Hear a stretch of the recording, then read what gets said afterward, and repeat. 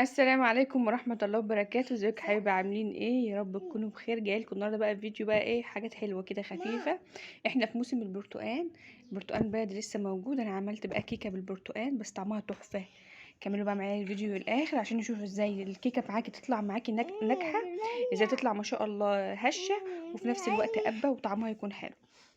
انا بوريك اهوت وانا بقطعها. كنت بقطعها اصلا وهي لسه سخنة وطالعه من الفرن. كملوا بقى معايا الفيديو للاخر عشان نشوف بقى السر اللي خلى ما شاء الله الكيكه زي ما انتم شايفين كده ما شاء الله تطلع هشه وتطلع ما شاء الله مفتحه وكان طعمها حلو قوي.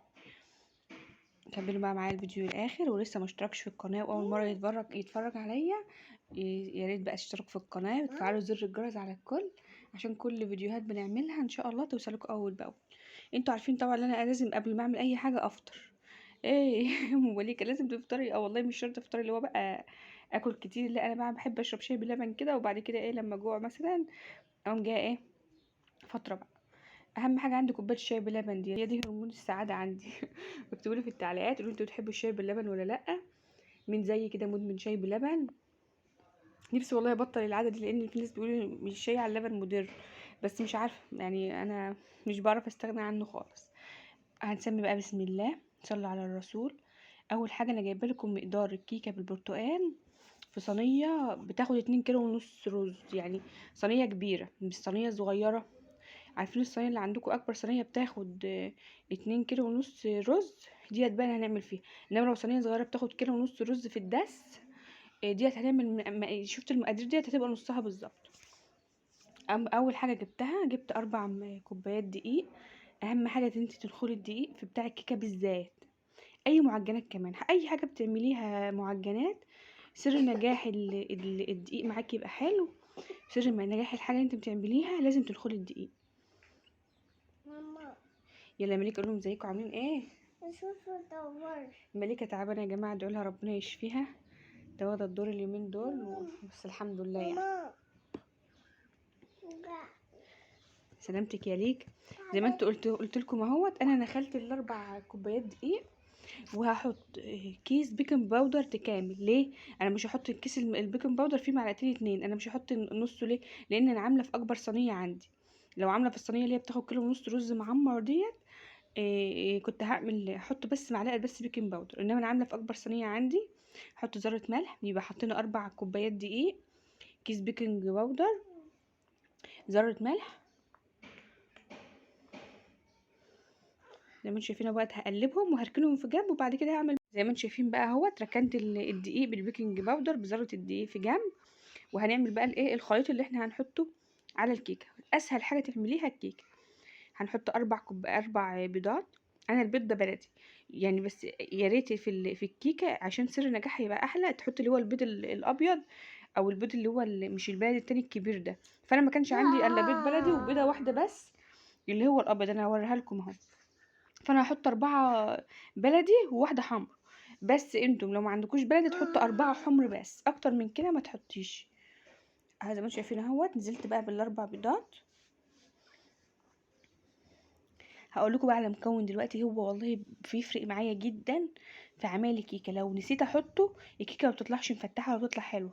مش البيكنج باودر. انا هوريه لكم دلوقتي واحنا بنعمل. انا دلوقتي تقريبا بعاير السكر اهو، كوبايه سكر. انا هحط تقريبا كوبايه ونص.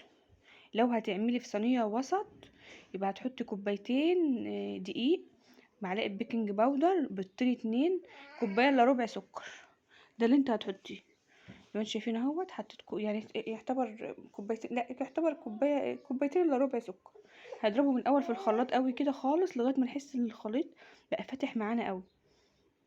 لسه ما حطيناش الفانيليا ولسه ما حطيناش المكون اللي انا قلت لكم هيخلي ما شاء الله الكيكه معاكم مفتحه. هنضرب بس الاول الحاجات دي كلها الاول في الخلاط كويس خالص لغايه ما تحسي ان القوام البيض والسكر بقى ابيض معاكي خالص. زي ما انتوا شايفين اهوت انا بضرب وبطفي بضرب وبطفي.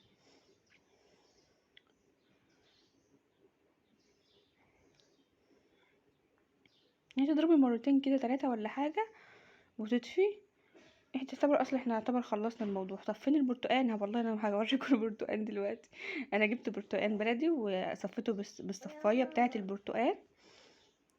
هوريكم دلوقتي وانا بحطه. بس قلت الاول المضرب الاول البيض البيض بالسكر كويس، عشان ايه السكر ما يبقاش يعني مخرص كده واحنا بناكله في الكيكه، لا يبقى ايه، يبقى ما شاء الله يبقى مدينا طعم، بس ما يبقاش مقرقش كده تحت اسناننا كده واحنا بناكله في الكيكه.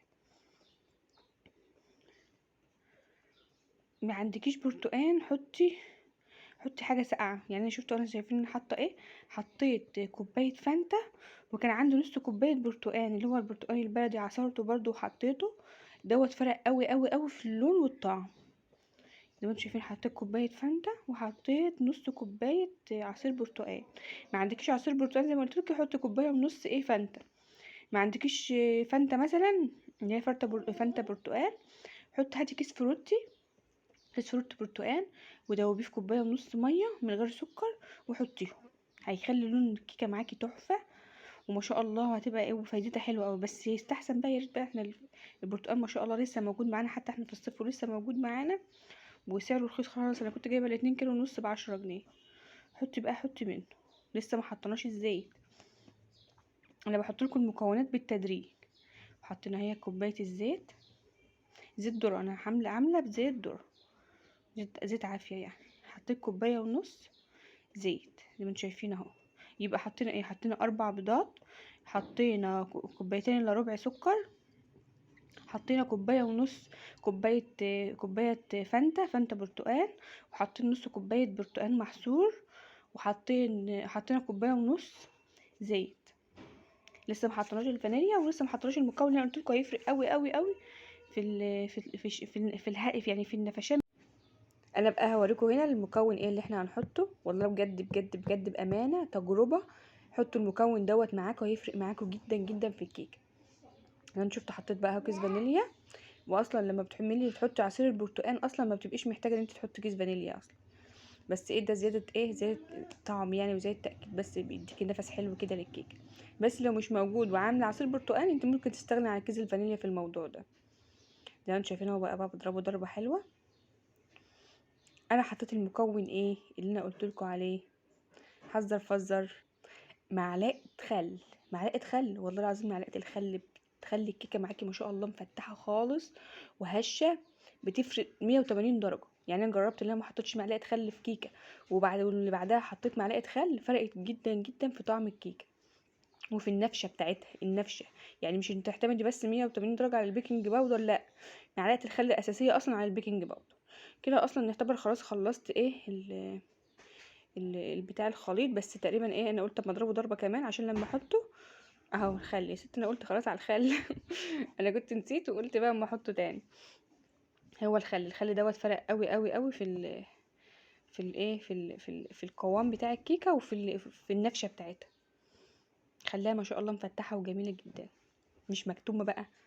لان اوقات اصلا انت بتجيبي البيكنج باودر اوقات بيبقى في شركات اصلا ضرباه يعني مش هو الاصلي وما بيعملش معاكي نتيجه. فمعلقه الخل ديت حاطه لو انت مش حاطه بيكنج باودر بتفتح معاكي ما شاء الله الكيكه.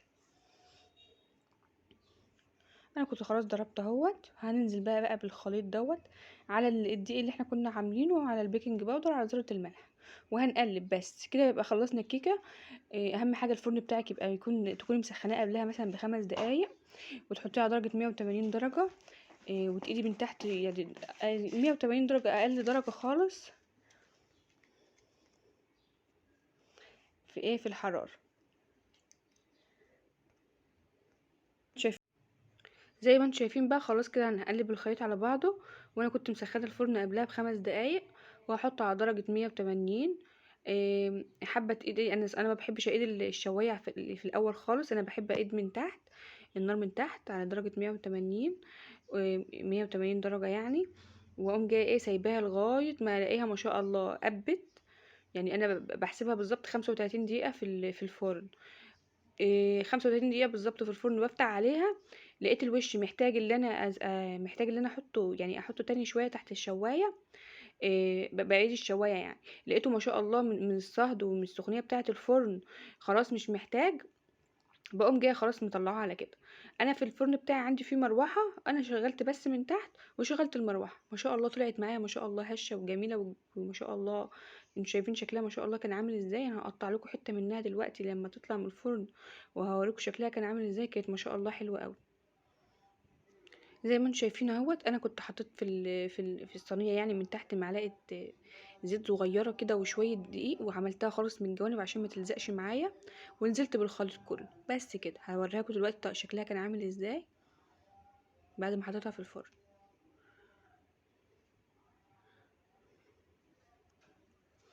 انا في الوقت دوت كنت حاططها في الفرن زي ما انتم شايفين اهوت، ما حطيتهاش منها للي هي الطبقه بتاعه الفرن من تحت. حطيت معاها اللي هي الشبكه ديت عشان ما تتلسعش مني. اعملي التركية ديت، انت ما تحطهاش منها للسطح بتاع الفرن، لا حطي اللي هي الشبكه ديت وحطيها، وحطي صينيه الكيكه فوقها. انا هقطعها لكم دلوقتي اصلا وهي كانت سخنه. شفت شكلها كان عامل ازاي، ما كنتش اصلا قدت الشوايه تحتها لان المروحه اللي عندي في الفرن ما شاء الله خلت اللون حلو. لكن الموبايل بقى ما شاء الله فصل مني الاضاءه، فما عرفتش اطلع لكم الصوره حلوه قوي. بس انا هوريكم دلوقتي وانا بطلع منها حته ما شاء الله كانت عامله ازاي. يعني كمان بتبقى ما شاء الله، واستنيت عليها اللي انا اقطعها لما تبرد بتبقى احسن كمان في التقطيع عن كده. اعملوا بنفس التريكات اللي انا حطاها والخطوات والمقدار، والله بجد هتطلع معاكي ما شاء الله. شايفين ما شاء الله، وشايفين قشر البرتقال اللي انا كنت حطاه باين في كيكايه ما شاء الله ازاي. عملت كمان صينيه كمان نفس المقادير ونفس المكونات بالظبط. حبيت برضه اوريها لكم ما شاء الله، برضه كانت مفتحه وكانت حلوه قوي. هستناكم بقى ان شاء الله في فيديو جديد. ما تنسونيش بقى ان انتوا تشتركوا في القناه لو اول مره تتفرجوا عليا. لو انتوا معايا مشتركين في القناه حابه بقى ان انتوا تكتبوا لي في التعليقات ولو جربتوا النتيجه وطلعت حلوه، بس ان شاء الله والله هتطلع حلوه. وما تنسوش موضوع معلقه الخل ديت هتفرق معاكم قوي في الهيشان بتاع الكيكه. وان شاء الله استناكم في فيديو جديد، والسلام عليكم ورحمه الله وبركاته.